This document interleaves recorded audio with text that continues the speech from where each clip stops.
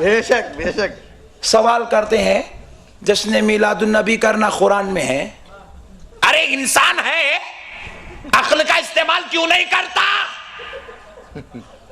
ये सवाल करना इंसान की अलामत नहीं है। पूछा फातिहा देना, सलाम पढ़ना कुरान में है? हमने जवाब दिया कैसी नादानी करता है नादान। कुरान तो खैर कुरान ही है, नमाज को ले ले। नमाज शुरू होती है फातिहा से, अल्हम्दुलिल्लाहि रब्बिल आलमीन। हाँ, फातिहा से शुरू हो रही, और नमाज खत्म होती है अस्सलामु अलैकुम व रहमतुल्लाह, सलाम पर। नमाज फातिहा पे शुरू होती है, सलाम पे खत्म होती है। समझा तो मसला हल है। सुभान अल्लाह। ये फातिहा और सलाम के बीच में सजदे भी है, रुकू भी है, खियाम भी है, तशहुद भी है। अगर कोई रकत नहीं बांधा, सूरे फातिहा नहीं पढ़ा, अलिफ लाम मीम से पढ़ के वन्नास तक पूरी पढ़ लिया, तो पीछे से मौदन साहब बोलते कबूल हुई च नहीं। फातिहा नहीं पढ़ा ना, कुरान पूरी पढ़ लिया, फातिहा नहीं पढ़ा, नमाज नहीं होती। अब पूरी नमाज में पूरी कुरान तो पढ़ लिया, अस्सलामु अलैकुम बगैर बोले के बाहर निकलना चाहा तो निकल नहीं सकता। पॉइंट नोट किया जाए, खुदा का बनाया हुआ कानून है, रब ने ऐसा कानून बना दिया, कहा सजदे बीच में, रुकू बीच में, तशहुद बीच में, तस्बीहात बीच में, कुरान बीच में, फातिहा पहले सलाम आखिर में, ताकि नमाज फातिहा से शुरू हो और सलाम पे खत्म हो जाए। प्यारे बुजुर्गों और दोस्तों, कुर्बान जाओ, अक्ल होती तो हमारी तरह समझ जाता। एक मसला जहन में आ रहा है, सुना देता हूं। एक साहब बोले, मुल साहब आप लोग तो पूरे खाने को पैदा हुए। मैं नहीं समझा था कड़पा का माहौल इतना बेहतरीन है, आप लोग तो जिंदा कौम है। प्यारे बुजुर्गों और दोस्तों, अब शरारत में थी वो जुमले, तो मैंने भी मोहब्बत में जवाब दे दिया, जी हाँ मियाँ, खाना खूब खाना जन्नतियों की अलामत है। सुभान अल्लाह। अरे कामल साहब, नई टेक्निक बयान कर दिया। बोले जैसा सवाल वैसा जवाब, अब कुरान हदीस नहीं पूछना बीच में। बोले मुल साहब, अब तक तो हम सुने थे कि जो नमाज पढ़ता है वो जन्नत को जाता है, जो रोजे रखता है वो जन्नत को जाता है, जो हज करता है वो जन्नत को जाता है, और आप कह रहे खाने वाला जन्नत में जाता है। तो मैंने कहा बेशक नमाजी, आबिद, जाहिद, मुत्तकी, परहेजगार तो जन्नत में जाएंगे, साथ में खाना खाने वाले 11वीं का खाना, 12वीं का खाना, रजब के कुंडे, मेराज का खाना, शबे कदर का खाना, पूरों की फातिहा खत्म हो जाए तो फिर अपने दादा की, फुप्पा की, खालू की, मामू की फातिहा का खाना, ये जो लोग खाते हैं यही लोग जन्नत में जाते हैं। पूछे मुल साहब वो कैसा? तो मैंने कहा देखो, यहां तो नमाज पढ़ रहे हो, जरूरी है, मगर जन्नत में नमाज पढ़ोगे? थोड़ी देर सोचो, आप अकल वाले हैं, जवाब दे दिए। आप इंसान जो ठहरे, आप जवाब दे दिए, लेकिन वो जवाब नहीं दिया। तो मैं उसके जवाब लेने के लिए पूछा, जरा जन्नत की मस्जिद का नाम तो बोल। जन्नत की मस्जिद में जो खतीब साहब जुम्मे की नमाज पढ़ाएंगे, खुतबा देंगे, उनका नाम तो बोल। जन्नत के अंदर जो अजान होगी, अजान के कलिमात कैसे होंगे, अजान देने वाले मुअज्जिन का नाम क्या होगा। फिर जन्नत में सूरज नहीं होगा, तो सूरज डूबने से पहले फजर पड़ेगा या बाद में? टेंशन में पड़ गया। मैंने कहा जन्नत की मस्जिद तो तू नहीं बता सकता, मगर मेरे साथ चल, मैं तुझे आम के झाड़ बता देता हूँ, जाम के झाड़ बता देता हूँ, सेब भी बता देता हूँ, रफरफ भी बता देता हूँ, शहद की नहरें बता देता हूँ, शराबन तहुरा की नहरें बता देता हूँ, सलसलो सबील बता देता हूँ, तुझे मान तहुरा बता देता हूँ। रब ने जन्नत में मस्जिद नहीं रखी, लेकिन गुलामा ने मुस्तफा के लिए खाने की ग़िज़ाएं रखी है।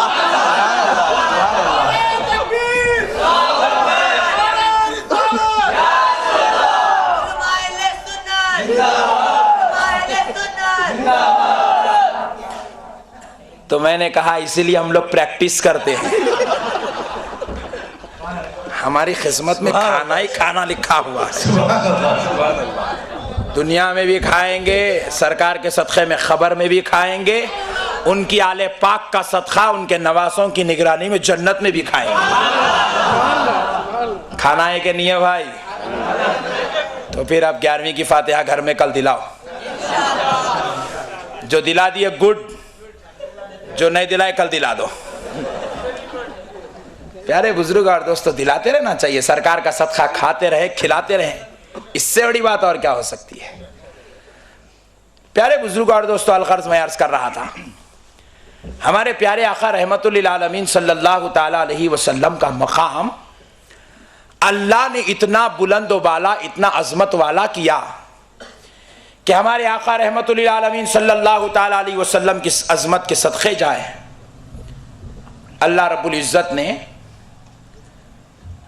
अपने हबीब रहमतुल्लिल आलमीन सल्लल्लाहु ताला अलैहि वसल्लम को इस शान और अजमत का पैकर बना दिया कि आपका नाम भी ले ले तो नजात नसीब हो जाती है, आपका नाम भी रख ले तो नजात नसीब हो जाती है। प्यारे बुजुर्ग और दोस्तों, अब बाज लोग मानने के लिए तैयार नहीं है कि हमारे नबी का मुकाम और हमारे नबी का नाम, हमारे नबी की अजमत कितनी बुलंद बाला है। जो नबी की अजमत मान ले वो नजात वाला है, वो हिदायत वाला है, वो अजमत और रिफात वाला है। तो इसलिए अल्लाह रब्बुल इज़्ज़त ने हमको दुनिया में भेजा है। हम अपने नबी का सदका खा भी रहे हैं, दुनिया वालों को खिला भी रहे हैं। और अब देखिए प्यारे बुजुर्ग और दोस्तों, हमारे आका सरकार मदीना रहमतुल्लिल आलमीन सल्लल्लाहु अलैहि वसल्लम के नामे अक़दस पर हम दुनिया वालों को खिलाते भी हैं और हम खुद अल्लाह के फजल से खाते भी हैं। एक बात और सुना देता हूँ। एक साहब ने पूछा, मौलाना ये फातिहा का आप लोग खाते, क्या ये खाने से कुछ मिलता? मैंने कहा भाई जरूर मिलता। बोले मौलवी साहब क्या मिलता? तो मैंने कहा हमारे दादा हजरत के ताल्लुक से हमारे ख़ानदान में ये बात बड़ी मशहूर है और हमने भी अपनी आंखों से देखा है। वो जब इंतकाल कर रहे थे तो उनके दांत भी सलामत थे, उनकी आंख भी सलामत थी, बगैर ऐनक के देखते थे और बगैर हलवा बनाए के रोटी और ग़िज़ा को सलामत खाते थे और बगैर लकड़ी पकड़े के चलते थे। 92 साल की उम्र में इंतकाल कर गए और वजह इतनी सेहत की ये थी कि वो हर वक्त दस्तरखान पे बैठते ही खाने पे पहले फातिहा देते थे, बाद में खाना खाते थे। सुभान अल्लाह। उसको समझ में नहीं आया। समझने के लिए आपको मैंने बताया अक्ल की ज़रूरत है। अब आप क्या क्या समझते हैं समझते चलिए, मैं तो कुछ नहीं कह रहा हूं अपनी जुबान से। प्यारे बुजुर्ग और दोस्तों, नहीं समझ में आई तो मैंने चाहा कि भाई और थोड़ा ट्रांसलेशन जरा तफसील कर दी जाए। मैंने कहा भाई आपके घर में किसी इंसान को हार्ट की प्रॉब्लम होगी? बोले हाँ है ना मौलवी साहब। मैंने कहा किसी को कैंसर की बीमारी भी होगी, दूर दूर किधर ना कहीं कुछ ना कुछ तो होगा? बोले हाँ है। मैंने कहा किसी को किडनी प्रॉब्लम भी होगी? बोले जी हाँ है। मैंने कहा आपको भी कभी सर में दर्द हुआ होगा, आपको भी कभी बुखार आया होगा, कभी अलील थे होंगे? बोले बहुत जबरदस्त था मौलवी साहब, अल्लाह का शुक्र है बच के आ गया। तो मैंने कहा जरा बताइए, जब आपके खानदान और कबीले वाले बीमार होते हैं, चाहे वो प्रॉब्लम हार्ट की हो या किडनी की हो या कैंसर की हो, तो क्या लेते हैं? बोले गोली। मैंने पूछा इतनी बड़ी होती है या इतनी? बोले इतनी। मैंने पूछा वो कौन सी कंपनी में बनती है? बोले जी पुल्ला रेड्डी। जी पुल्ला रेड्डी फार्मेसी में इतनी गोली बनती है, इतनी खा लिया तो हार्ट की प्रॉब्लम सॉल्व। पेट गैसेस से फूल गया, इतनी गोली डाल लिया पूरा नॉर्मल हो गया। अरे वाह। पुल्ला रेड्डी फार्मेसी में बनने वाली गोली को खुदा ने बनाया? बोले नहीं मौलवी साहब डॉक्टर्स बनाते हैं। क्या बातें कर रहे हैं आप? बोले डॉक्टर्स जो गोली बना दे वो इंसान को रात में अगर खाकर सो जाए तो बीपी को नॉर्मल, शुगर को नॉर्मल, दिल को संभालते हैं, खून की दौरानी को बराबर करते हैं, कैंसर को बढ़ने नहीं देते। मैंने कहा नादान जरा सोच, जी पुल्ला रेड्डी फार्मेसी में अगर कोई डॉक्टर्स बैठकर एक गोली बनाते हैं, वो एक गोली अगर इंसान को संभाल सकती है तो पता ये चला कि काफिर डॉक्टर्स के हाथ में ये कमाल आ गया कि वो मरने वाले इंसान को बचाने की सलाहियत रख रहा है। एक डॉक्टर 5 साल का तालिब इल्म अगर MBBS कॉलेज में गुजार ले तो उसमें इतनी खुव्वत आ जाती है, इतनी सलाहियत आ जाती है कि वो अपनी फार्मेसी में बैठकर जो गोली बना लेता है, जो कैप्सूल्स बना लेता है, जो टॉनिक बना लेता है, वो इंसान के लिए जीने का सबब बनती है। तो मैंने कहा नादान, फिर तो तुझे मानना पड़ेगा फातिहा का खाना शिफा का सबब है, क्योंकि जीपुल्ला रेड्डी फार्मेसी में किसी काफिर का इल्म काम कर रहा है, यहाँ फातिहा में कुरान वाला इल्म काम कर रहा है, अल्लाह वाला इल्म काम कर रहा है, जन्नत वाला इल्म काम कर रहा है, मुस्तफा वाला इल्म काम कर रहा है। खुदा की जुबान से जो कलाम निकला वो अगर फातिहा पे पढ़ दे तो मुझे कहने दे अब खाने का दाना नहीं रहता, बल्कि गोलियों से ज्यादा असर वाला हो जाता है।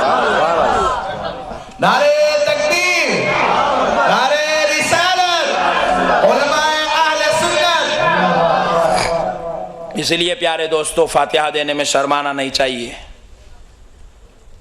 फातिहा देने में कभी नहीं शर्माना चाहिए, क्योंकि वह अल्लाह का कलाम है, उसके अंदर बरकतें हैं, उसके अंदर रहमतें हैं। सूरे फातिहा, पूरी फातिहा को तो छोड़ दीजिए, जल्दी में भी हो तो कम से कम सूरे फातिहा तो पढ़ लेना चाहिए। सूरे फातिहा के 20 नाम मुफस्सिरीन ने बयान किए, 20 नाम, कि इसको सूरतुल फातिहा भी कहते हैं और सूरतुश शिफा भी कहते हैं, कि ये फातिहा वाली सूरत किसी खाने पर पढ़ी जाए तो खाना शिफा बन जाता है। प्यारे बुजुर्ग और दोस्तों, किसी शय पर पढ़ दी जाए तो वह शय शिफा बन जाती है। अगर किसी में बरकत के लिए दुकान की ओपनिंग हो रही है,